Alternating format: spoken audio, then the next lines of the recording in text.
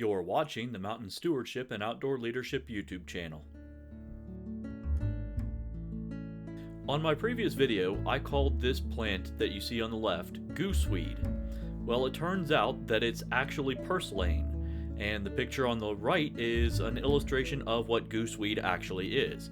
They grow in very similar ways. They have a long stalk that drapes over. They have rosettes of leaves, but the main difference comes from the leaf itself. The leaves of purslane are rounded, and you'll have anywhere between 4 and 6 leaves. Gooseweed, on the other hand, has long, narrow leaves that end in points, and you'll have up to 8 to 10 individual leaves on the rosette.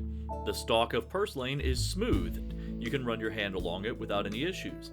Gooseweed, on the other hand, known as Cleavers, has little tiny hairs on it that causes it to stick. So, like if an animal brushes against it, it will cling to it.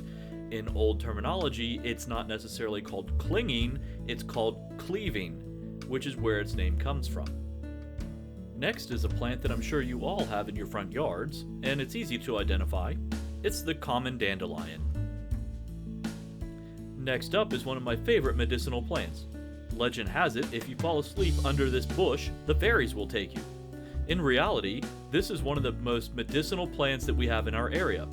It is full of antioxidants, antiviral, and tons of vitamin C. It is known as elderberry. There is a ton of this tiny flowering plant this year. It's known as the Carolina Spring Beauties. Baby fern leaves have a unique name based on their shape. They're called fiddleheads.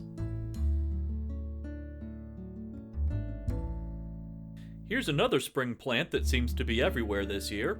It's an edible one known as Pennsylvania bitter cress. Finally is a spring plant that I have never seen before.